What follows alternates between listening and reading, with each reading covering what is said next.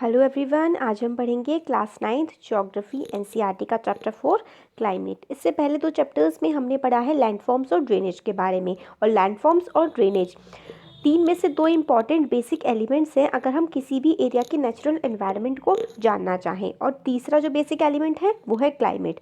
तो 3 basic elements जो हमको जानने चाहिए अगर हमें किसी एरिया के नेचुरल एनवायरनमेंट को जानना है तो वो होते हैं लैंडफॉर्म उसका, उस जगह का, क्लाइमेट और उस जगह का ड्रेनेज पैटर्न। तो क्लाइमेट क्या होता है?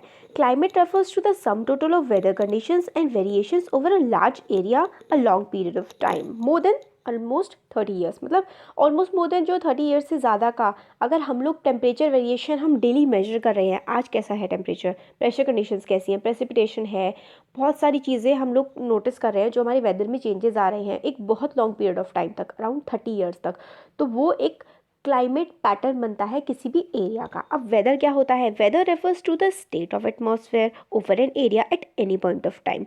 मतलब ऐसे बात करते हैं ना हम लोग कि आज का वेदर कैसा है, आज तो मतलब बहुत ही ठंडा मौसम हो रहा है और गर्मी हो रही है, बारिश का मौसम चल रहा है। तो ये सब चीज़ें जो वेरी करती रहती है, मतलब एक ही दिन में कई बार जो वेरी कर जाता है टेम्परेचर, प्रेशर, ये वाली जो चीज़ होती है, विंड की वेलोसिटी, ये हम वेदर होता है, इसको हम कहते हैं weather. Weather refers to state of atmosphere over an area at any point of time, कि किस पर्टिकुलर टाइम पे कैसा मौसम है। हो सकता है 1 बजे दोपहर के बारिश पड़ रही है और शाम के 5 बजे बहुत ही ज़्यादा तेज़ धूप हो और रात में बहुत तेज़ हवाएं चलने लगे। तो ऐसे वेरी जो करता है पूरे दिन में वो होता है वेदर।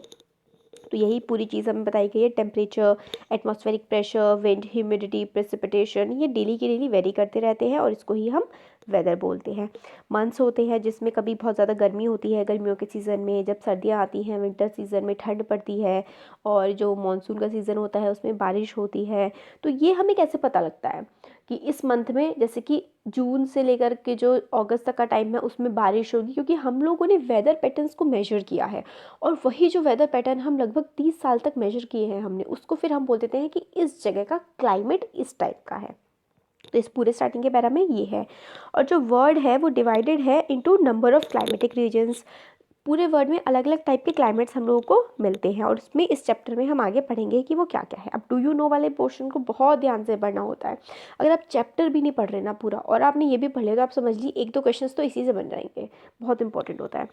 जो वर्ड मानसून है वो डिराइव हुआ है अरेबिक वर्ड मौसम से, जिसका मतलब होता है season. Monsoon refers to the seasonal reversal in the wind direction during a year. तो मानसून की डेफिनेशन पूछी जा सकती है कि मानसून क्या होता है, तो मानसून होता है seasonal reversal in the wind direction. Her season में, सीजन टू सीजन, विंड की जो डायरेक्शन है, हवा की डायरेक्शन जो बदलती जाती है, उसको ही हम मानसून बोलते हैं। और आगे इस चैप्टर में हम पढ़ेंगे कि वो एक्चुअल पूरा प्रोसेस क्या होता है।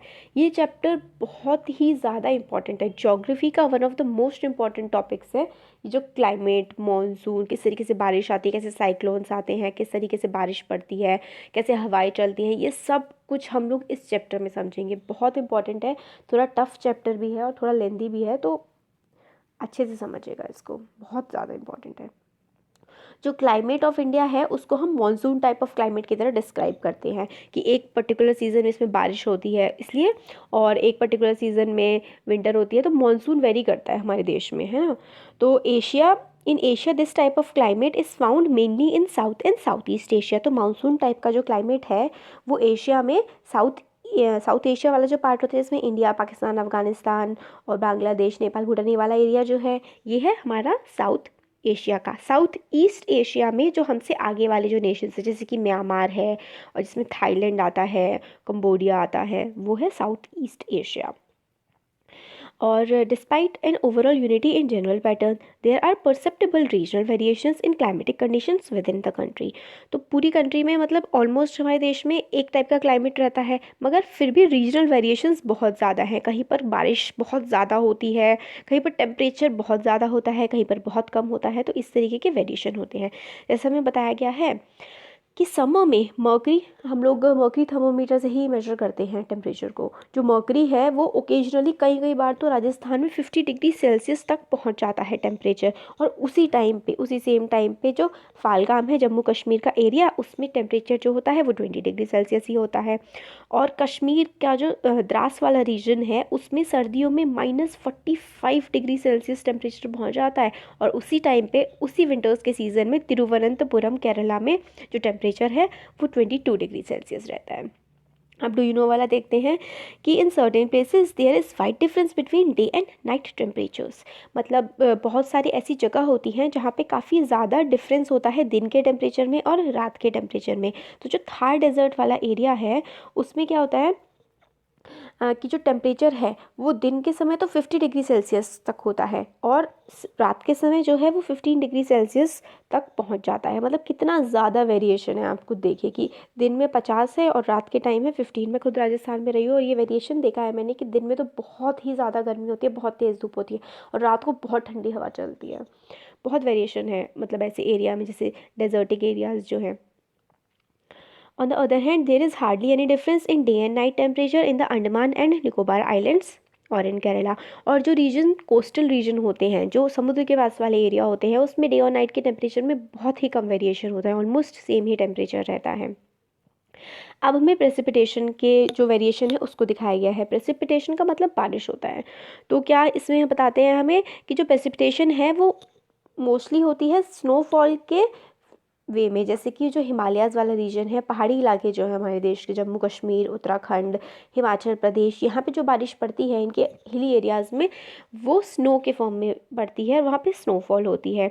और annual precipitation varies from 400 centimetre in Meghalaya to less than 10 centimetre in Ladakh and western Rajasthan. Meghalaya वाला जो रीजन है उसमें तो 1000 सेंटीमीटर तक की बारिश हो जाती है। उनकी जो एवरेज रेनफॉल है वो है 400 सेंटीमीटर एनुअल रेनफॉल। और राजस्थान और लद्दाख वाला जो एरिया है, राजस्थान का वेस्टर्न पार्ट में 10 सेंटीमीटर ही सिर्फ बारिश पड़ती है। तो प्रेसिपिटेशन में भी बहुत ज़्यादा वेरिएशंस है कंट्री में। और जो मोस्ट पार्ट है कंट्री का वो रिसीव करता है रेनफॉल जून से सितंबर वाले एरिया में। बट सम पार्ट्स, मगर कुछ पार्ट्स ऐसे हैं जैसे कि तमिलनाडु हो गया, तमिलनाडु का जो कोस्टल एरिया है उसमें रेन आती है अक्टूबर और नवंबर में, वो जनरली साइक्लोनिक रेन्स होती हैं। और इन जनरल जो है कोस्टल एरियाज़ जो एक्सपीरियंस करते हैं वो लेस वेरिएशन एक्सपीरियंस करते हैं टेम्परेचर में। और सीजनल जो वेरिएशन है वो भी कम होते हैं। आप वूलन क्लोथ नहीं देखेंगे हमारे सदर्न स्टेट्स में, उनको सर्दियों के कपड़ों की इतनी कोई ज़रूरत नहीं होती है क्योंकि वहाँ पे जो वेरिएशन है, जैसे मुंबई है वहाँ पे सेम ही टेम्परेचर रहता है पूरे साल क्योंकि वो कोस्टल रीजन है। कॉन्टिनेंटैलिटी वहाँ पर नहीं होती है। अब कॉन्टिनेंटैलिटी क्या होती है?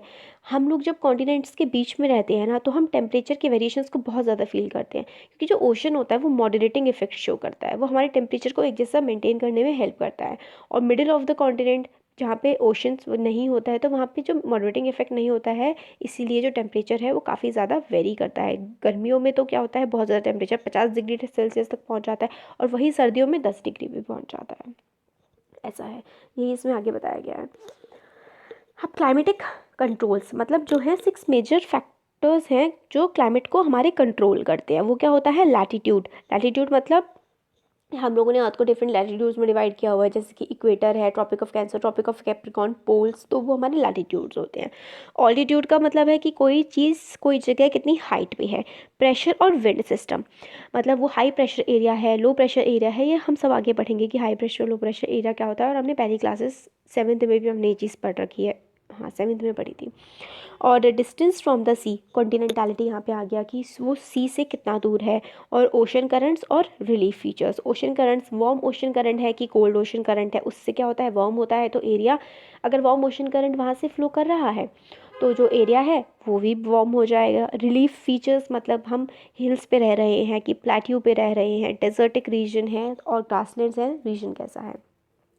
तो अब बताते हैं कि due to curvature of earth the amount of solar energy received varies according to latitudes. हमारी अर्थ स्फेरिकल है, स्फेरिकल भी नहीं है, बल्ज है, इक्वेटर से काफ़ी ज़्यादा चौड़ी है, ऊपर जाके वो थोड़ी पतली होती जाती है। ओब्लेट स्फेरॉइड या फिर जिसे हम जियोइड शेप कहते हैं, अर्थ की शेप है जियोइड या फिर ओब्लेट स्फेरॉइड। तो लैटिट्यूड्स जो है वेरी करते हैं, वो इक्वेटर पे काफ़ी ज़्यादा धूप पड़ती है, सीधी धूप पड़ती है सूरज की, और ऊपर जाते जाते जो लैटिट्यूड्स जब आगे बढ़ते जाते हैं तो जो सन की रेज़ हैं वो स्लैंट हो जाती हैं, सीधी नहीं पड़ती हैं, जिसकी वजह से क्या होता है, जो गर्मी इक्वेटर पे ज़्यादा होती है और पोल्स पे जाते जाते कम होती जाती है। इसलिए हमारे लैटिट्यूडनल वेरिएशंस आते हैं वेदर में और क्लाइमेट के कंडीशंस में। अब ऑल्टीट्यूड क्या होता है, एटमॉस्फेयर जो है वो काफ़ी ज़्यादा लेस डेंस हो जाता है। डेंसिटी जो होती है ना एटमॉस्फेयर की, वो जैसे ही हम हाइट्स पे जाते जाते हैं वो कम होती जाती है। तो इस वजह से क्या होता है, टेम्परेचर डिक्रीज़ होता है। और हिल्स पे क्या होता है, इसलिए जो समर्स भी होती हैं वो काफ़ी कूल होती हैं। और जैसे हाइट बढ़ती जाती है तो स्लैंटिंग भी होती है, सन की रेज सीधी नहीं पड़ती हैं हाइट पे जाके। तो इसलिए ये वाले जो हमारे रीज़न है कि ऑल्टीट्यूड पे जाके वहाँ का जो एटमॉस्फेयर वो काफ़ी ज़्यादा थिक हो जाता है एयर की डेंसिटी, इसलिए वहाँ जो है मौसम ठंडा रहता है। और प्रेशर और विंड किस तरीके से क्या करता है, लैटिट्यूड और ऑल्टीट्यूड पे डिपेंड करता है। जैसे कि कोई गर्मी वाली जगह है जहाँ पे बहुत ज़्यादा टेम्परेचर है, तो वहाँ पे क्या होगा कि जो हवा है, एयर हल्की हो जाएगी, हल्की होने के बाद वो ऊपर की तरफ उठने लगेगी। और फिर एक एरिया है जहाँ पर मौसम ठंडा है, तो वहाँ पे क्या होगा कि हवा ठंडी रहेगी, ठंडी रहेगी तो भारी रहेगी, भारी रहेगी ऊपर नहीं उठ पाएगी तो ज़मीन के नीचे ही रहेगी। तो जहाँ जिस जगह पर हवा ज़मीन के पास में ही है तो वो तो हाई प्रेशर वाला एरिया है, क्योंकि सारी जो डेंसिटी है हवा की वो नीचे ही ज़मीन के पास बैठी हुई है, तो प्रेशर ज़्यादा बन गया है, हाई प्रेशर एरिया हो गया। और एक ऐसी जगह जहाँ पर गर्मी बहुत ज़्यादा है, हवा हल्की हो गई, हल्की होकर ऊपर चली गई, तो नीचे खाली जगह है, तो ऐसा एरिया है लो प्रेशर एरिया। तो एयर मूव करती है हाई प्रेशर से लो प्रेशर एरिया में। तो इस तरीके से प्रेशर और विंड सिस्टम भी काफ़ी ज़्यादा मैटर करते हैं हमारे क्लाइमेटिक कंडीशंस को चेंज करने में। और इसी तरीके से रेनफॉल पैटर्न्स भी वेरी करते हैं, जैसे टेम्परेचर, एयर प्रेशर, इन पर ही हमारी रेनफॉल डिपेंड करती है। डिस्टेंस फ्रॉम द सी जो है, मैंने बताया था अभी थोड़ी देर पहले कि मॉडरेटिंग इन्फ्लुएंस होता है सी का, और ऐसे जो वेदर होता है वहाँ पे वेदर कंडीशंस इसलिए कोस्ट में काफ़ी नॉर्मल रहती हैं, वेरी नहीं करती। ओशन करंट्स भी वही मैंने आपको थोड़ी देर पहले बताया था कि वार्म ओशन करंट किसी भी जगह को वार्म कर देंगे और कोल्ड ओशन करंट जगह को ठंडा कर देंगे। अब रिलीफ क्या है, रिलीफ भी जैसे कि हाई माउंटेन्स बैरियर की तरह एक्ट करते हैं कोल्ड और हॉट विंड्स के लिए, और प्रेसिपिटेशन कॉज कर सकते हैं, बारिश ला सकते हैं, रेन बेयरिंग विंड्स को रोक के बारिश कर सकते हैं। तो लीवर्ड साइड जो होती है वो रिलेटिवली ड्राई रहती है। एक साइड होती है जिस तरीके से, जैसे हम एक बार ये देते हैं, आपको बता देती हूँ, ब्रश ले लिया, ये देखिए ऐसा करके है माउंटेन, यहाँ से हवा आ रही है, चल रही है, ऊपर जाके क्या होता है, यहाँ पे ठंडा हो गया, भारी हो गया, और फिर रेन गिर गई। फिर यहाँ पे जब ये बादल पहुँचा इस तरफ तो बारिश बची ही नहीं पड़ने के लिए, तो ये साइड जो है ये ड्राई रहेगी और यहाँ पे बहुत ज़्यादा ग्रीनरी रहेगी, ट्रीज़ रहेंगे। तो ये वाली जो ड्राई वाली साइड होती है ये लीवर्ड साइड होती है। अब हम लोग देखते हैं कि factors affecting India's climate, India का जो क्लाइमेट है उसको कौन कौन से फैक्टर्स अफेक्ट करते हैं। लैटिट्यूड, हमारा जो है इंडिया, उसमें ट्रॉपिक ऑफ कैंसर बीच से जाती है, कहाँ से निकलती है, Rann of Kutch in west to the Mizoram in the east. Rann of Kutch से लेकर के मिज़ोरम तक हमारी ट्रॉपिक ऑफ कैंसर जाती है, तो और हमारी कंट्री को हाफ में ऑलमोस्ट डिवाइड कर देती है। तो इस वजह से जो हमारी कंट्री का एरिया है वो ट्रॉपिकल या फिर सब ट्रॉपिकल क्लाइमेट में आता है। ऑल्टीट्यूड जो है इंडिया में काफ़ी ज़्यादा नॉर्थ में हाई माउंटेन्स है जिनकी एवरेज हाइट है 6000 मीटर तक की, और हमारे देश में वास्ट कोस्टल एरिया भी है और मैक्सिमम एलिवेशन जो है उसका 300 मीटर्स तक का है। और हिमालयस जो हैं वो प्रिवेंट करते हैं cold winds from central Asia से। हिमालयस इतने ऊंचे हैं कि सेंट्रल एशिया से जो ठंडी हवाएं आती हैं उसको भी रोक देते हैं। कोस्टल एरियाज़ मॉडरेटिंग इफेक्ट लाते हैं हमारे देश में, और जो हाई माउंटेन्स हैं उसमें जो रीजन रहता है वो हमारा थोड़ा पोलर रीजन वाला ठंडा रीजन होता है वो। तो इस तरीके से बहुत ज़्यादा वेरिएशन आता है ऑल्टीट्यूड के बेसिस पे भी। अब प्रेशर और विंड कंडीशन इंडिया में कैसे करती हैं, तो प्रेशर इंडिया जो लाया करता है वो रीजन में लाया करता है नॉर्थ ईस्टर्ली विंड्स के, और ये विंड्स ओरिजिनेट करती है सब ट्रॉपिकल हाई प्रेशर बेल्ट में ऑफ द नॉर्दर्न हेमिस्फेयर की। तो ये ब्लो करती हैं, दे ब्लो साउथ की तरफ ब्लो करती हैं और डिफ्लेक्ट करती हैं right due to Coriolis force, और मूव करती हैं इक्वेटोरियल लो प्रेशर एरिया में। और जनरली ये जो विंड्स होती हैं ये बहुत ज़्यादा कम मॉइस्चर लेके जाती हैं, और लैंड से जब गुजरती हैं तो ये या तो बहुत ही कम या फिर कोई भी बारिश नहीं लेके आती है। तो इस वजह से तो क्या होना चाहिए था, इंडिया का क्लाइमेट जो एरिड होना चाहिए था। अब मैं आपको बिल्कुल अच्छे से एग्जांपल देके समझाती हूँ कि ये जो पूरी की पूरी चीज़ें हैं ये क्या है। प्रेशर और विंड कंडीशन, क्लाइमेट जो है वो एसोसिएटेड होता है वेदर कंडीशन से, और इंडिया का जो वेदर है वो गवर्न कैसे होता है, प्रेशर और सरफेस की विंड की वजह से। प्रेशर मैंने आपको समझा दिया था कैसे डेवलप होता है, और विंड्स कैसे बहती हैं वो हमने समझ लिया। अपर एयर का जो सर्कुलेशन होता है, ये तो हमने पूरा लोअर एयर का देख लिया था, और अपर एयर का जो सर्कुलेशन होता है मतलब जो लैंड से ऊपर की तरफ एटमॉस्फेयर में जो हमारी हवा बहती है वो कैसे वेरी करती है। वो सिर्फ एक देश की कंडीशन पे वेरी नहीं करती है, वो पूरे हमारा जो अर्थ है उसमें किस तरीके से हवा चल रही है, हवा बह रही है, उस पर मैटर करता है अपर एयर की सर्कुलेशन का। तीसरा जो है वो है western cyclonic disturbances and tropical cyclones. Western cyclonic disturbances क्या होती हैं, वेस्टर्न रीजन से जो हवाएं आती हैं हमारे देश में, उनकी वजह से जो साइक्लोन्स हमारे देश में हवा आती है वहाँ पे साइक्लोन्स आते हैं। उन साइक्लोन्स की वजह से जो विंड्स आती हैं वो कई बार रेन बियरिंग विंड्स होती हैं, वो हरियाणा वाले रीजन में बारिश करती हैं।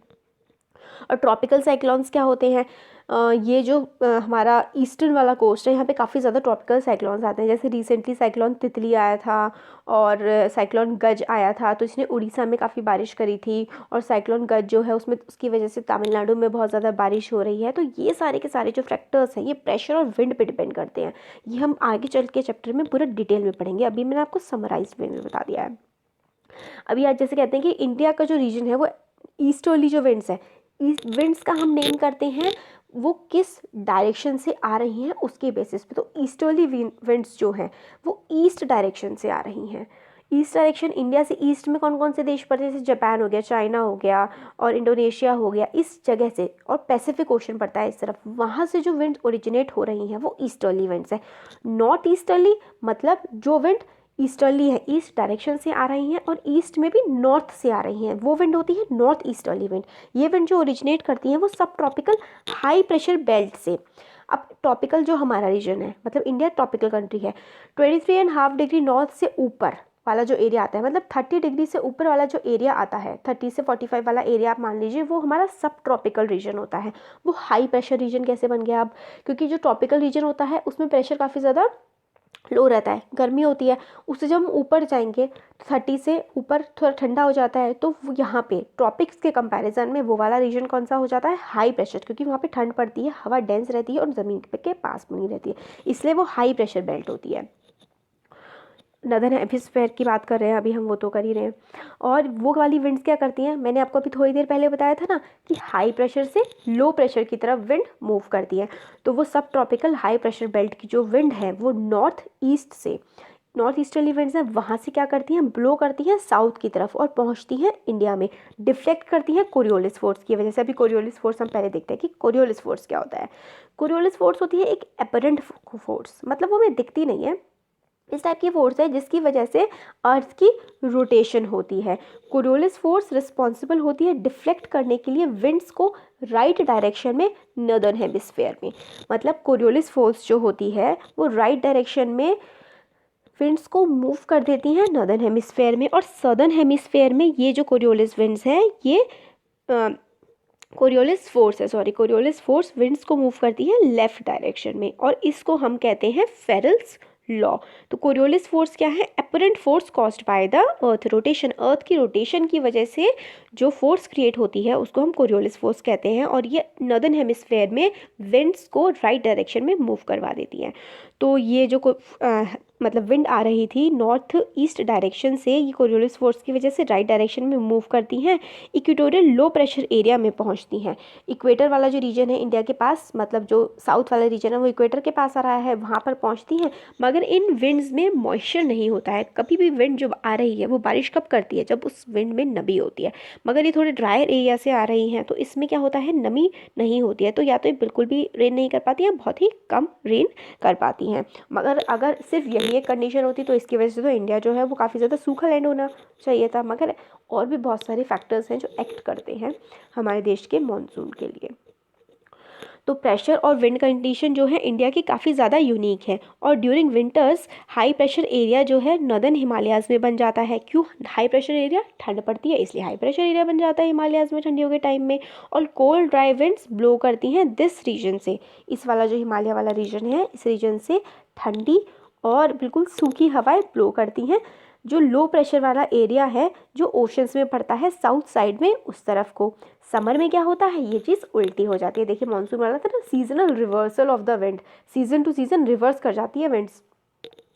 समर में क्या होता है, लो प्रेशर एरिया डेवलप होता है इंटीरियर ऑफ एशिया में as well as over north western India. North western India वाला जो पार्ट है जिसमें जो स्टेट्स आती है जैसे कि यूपी, उत्तराखंड और ये हमारा पंजाब, हरियाणा, दिल्ली, ये नॉर्थ वेस्टर्न इंडिया वाला पार्ट है। यहाँ पर गर्मियों में क्या होता है, लो प्रेशर एरिया बन जाता है। और एशिया वाले पार्ट में भी लो प्रेशर एरिया बनता है, गर्मी पड़ती है इसलिए लो प्रेशर। इसकी वजह से क्या होता है, विंड्स पूरी तरीके से रिवर्स हो जाती हैं गर्मियों के टाइम पे। एयर जो है मूव करती है हाई प्रेशर एरिया से over southern Indian ocean in a south easterly direction. जो एयर है वो मूव करती है हाई प्रेशर एरिया से साउथ इंडियन ओशन, हमारा जो है वो इंडियन ओशन में है हमारा देश, तो सदर्न इंडियन ओशन में ये वाली जो हवाएं हैं वो मूव करती हैं, ठंडी हवाएं, क्योंकि वहाँ पे लो प्रेशर एरिया होता है। फिर ये जो विंड है ये इक्वेटर को क्रॉस करती हैं, और इक्वेटर को क्रॉस करने पर क्या होता है, कोरियोलिस फोर्स की वजह से जब नदर्न हेमिस्फीयर में विंड्स होती हैं वो राइट डायरेक्शन में मूव कर जाती हैं, और लो प्रेशर एरिया जो इंडिया में बना हुआ होता है वहाँ पर पहुँच जाती हैं। और इसीलिए ये जो विंड्स आती हैं इसको हम साउथ वेस्ट मॉनसून विंड्स कहते हैं।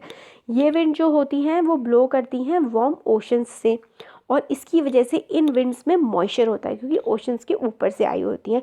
और यही विंड जो है ये वाइड स्प्रेड रेनफॉल क्रिएट करती हैं इंडिया के मेनलैंड के ऊपर। अब ये वाला पोर्शन सीरियसली काफ़ी टफ है, क्लाइमेट लोगों को मुश्किल से ही समझ आता है, तो आप बिल्कुल ध्यान दीजिए इस पर, 3-4 बार रिपीट करके चीज़ों को सुनिए, बुक से पढ़िए अच्छे से, तब जाके आपको ज़रूर समझ में आएगा। मुझे भी काफ़ी टाइम लगा था इस वाले टॉपिक में, ऑलमोस्ट सबको ही लगता है डिफ़िकल्ट टॉपिक है ये। अब हम देखते हैं कि अपर सर्कुलेशन कैसा होता है। तो upper air circulation in this region is dominated by westerly flow, जो वेस्ट से विंड आ रही होती हैं उससे डोमिनेट करता है upper circulation. An important component of this flow is jet stream, और जो ये वेस्टर्ली विंड्स आ रही होती हैं इनका एक इंपॉर्टेंट कंपोनेंट होता है वो होता है जेट स्ट्रीम। जेट स्ट्रीम जो होती हैं वो लोकेट करती हैं ओवर 27 से 30 डिग्री नॉर्थ ऑफ लैटिट्यूड, मतलब वही जो हमारा सब ट्रॉपिकल रीजन वाले एरिया में जेट स्ट्रीम हमें मिलती हैं, तो इसीलिए हम इनको सब ट्रॉपिकल वेस्टर्ली जेट स्ट्रीम कहते हैं। वेस्टर्ली क्यों कहते हैं, वेस्ट से आती है। सब ट्रॉपिकल क्यों कहते हैं, 27 से 30 डिग्री में लाई करती हैं और इंडिया के ऊपर ब्लो करती हैं। अब जेट स्ट्रीम को देखते हैं कि जेट स्ट्रीम्स क्या होती हैं। जेट स्ट्रीम होती है narrow belt of high altitude, मतलब नैरो पतली बेल्ट्स होती हैं और काफ़ी ऊंचे एल्टीट्यूड में 12,000 मीटर के एल्टीट्यूड में वेस्टर्न साइड से जनरली ये ब्लो करती हैं ट्रोपोस्फेयर में। जो डिफरेंट लेयर्स है ना हमारे एटमॉस्फेयर की, उसकी लोएस्ट सबसे नीचे वाली लेयर ट्रोपोस्फेयर में जेट स्ट्रीम ब्लो करती हैं, और उनकी स्पीड जो होती है वो 110 किलोमीटर होती है लगभग समर में, और 184 किलोमीटर पर आवर तक ये पहुंच जाती है विंटर्स में। और बहुत सारी सेपरेट जेट स्ट्रीम जो हैं वो आइडेंटिफाई की गई हैं, और most constant are mid latitude and the subtropical jet stream. बहुत सारी जेट स्ट्रीम हम लोगों ने आइडेंटिफाई की हैं, मगर जो सबसे ज़्यादा बहने वाली हैं वो है मिड लैटिट्यूड्स में। मिड लैटिट्यूड जो ऊपर वाले ऊंचे वाले लैटिट्यूड्स होते हैं जैसे कि 40, 45 ये वाले और 60 तक, तो ये मिड लैटिट्यूड होता है। 0 से 90 के मिड में क्या आएगा, 45 आएगा ना, तो इस वाले जो लैटिट्यूड होते हैं इसको मिड लैटिट्यूड बोलते हैं। मिड लैटिट्यूड वाली जेट स्ट्रीम्स और सब ट्रॉपिकल जेट स्ट्रीम जो हमें काफ़ी ज़्यादा प्रोमिनेंट देखने को मिलती है। अब हम लोग देख लेते हैं कि जो वेरिएशन है और भी ज़्यादा जो रीज़न है वेरिएशंस के वो होते हैं western cyclonic disturbances experienced in north and north western part in the country are brought in by this westerly flow. ये जो वेस्टर्न विंड होती हैं वो हमारे नदर्न वेस्टर्न पार्ट में विंटर्स के टाइम पे काफ़ी ज़्यादा इफेक्ट ये लोग डालते हैं। समर में क्या होता है, ये सब tropical westerly jet stream move करती हैं हिमालय से ऊपर की तरफ ही ये लोग निकल जाती हैं, क्योंकि जो अपरेंट मूवमेंट ऑफ सन की होती है वो भी इसी टाइप की होती है। और ईस्टर्ली जेट स्ट्रीम जो होती हैं उनको हम सब ट्रॉपिकल ईस्टर्ली जेट स्ट्रीम कहते हैं। वो ब्लो करते हैं over peninsular India approximately over 14 degree north during summer month. तो ये वाली जो वेस्टर्ली वाली हैं विंड्स, वेस्टर्न साइक्लोनिक डिस्टर्बेंसेस, गर्मियों के टाइम पे तो हिमालय से ऊपर करके ही ये लोग निकल जाते हैं, और गर्मियों के टाइम पे जो हम लोग के कॉन्टिनेंट के अंदर से निकलती हैं वो निकलती हैं सब ट्रॉपिकल ईस्टर्ली जेट स्ट्रीम, मतलब जो जेट स्ट्रीम ईस्टर्न साइड से आती हैं। अब वेस्टर्न साइक्लोनिक डिस्टर्बेंसेस क्या होते हैं, western cyclonic disturbances are weather phenomena of winter months brought in by the westerly flow from the Mediterranean region. जैसे मैंने थोड़ी देर पहले बताया था कि जो वेस्टर्न साइक्लोनिक डिस्टर्बेंसेस हैं वो मेनली हमारे विंटर मंथ्स में एक्ट करते हैं नॉर्दर्न वेस्टर्न रीजन में हमारे देश के। और ये कहाँ से जनरेट होती है वेस्टर्ली विंड्स? मेडिटेरियन रीजन से जनरेट होती हैं। ये यूजुअली इन्फ्लुएंस करती हैं वेदर किसके? नॉर्थ और नॉर्थ वेस्टर्न रीजन हमारे देश के। ट्रॉपिकल साइक्लोन्स अकर करते हैं ड्यूरिंग मॉनसून, मॉनसून के टाइम पे अकर करते हैं। अक्टूबर से नवंबर वाले मॉनसून के बाद जनरली आते हैं, मॉनसून के टाइम पर भी आते हैं और मॉनसून के बाद भी आते हैं ट्रॉपिकल साइक्लोन्स। और ये किसके पार्ट होते हैं? ईस्टर्ली फ्लो के पार्ट होते हैं। मैंने बताया था ना कि ईस्टर्न साइड में जो बे ऑफ बंगाल वाला रीजन है उसमें सबसे ज़्यादा साइक्लोन्स आते हैं, उड़ीसा और तमिलनाडु वाले रीजन में। These disturbances affect the coastal region of country. काफ़ी ज़्यादा मतलब कई हैवॉक भी मचा देते हैं, डिस्ट्रक्शन हो जाता है काफ़ी ज़्यादा उड़ीसा, आंध्र प्रदेश और तमिलनाडु वाले कोस्ट में। ये होते हैं हमारे साइक्लोनिक डिस्टर्बेंसेज। वेस्टर्न वाली जो आती हैं वो वेस्टर्न साइड से आती हैं, मेनली मेडिटेरेनियन रीजन से। अब इंडियन मानसून वाला पार्ट हम नेक्स्ट वीडियो में देखेंगे। तो थैंक यू सो मच। कैसा लगा है वीडियो आप प्लीज़ ज़रूर बताइएगा, क्योंकि मैं बहुत एफर्ट्स डाल रही हूँ, टफ टॉपिक है और अगर कुछ और इम्प्रूव करना है तो उसकी भी प्लीज़ रिकमेंडेशन दीजिएगा। Thank you so much.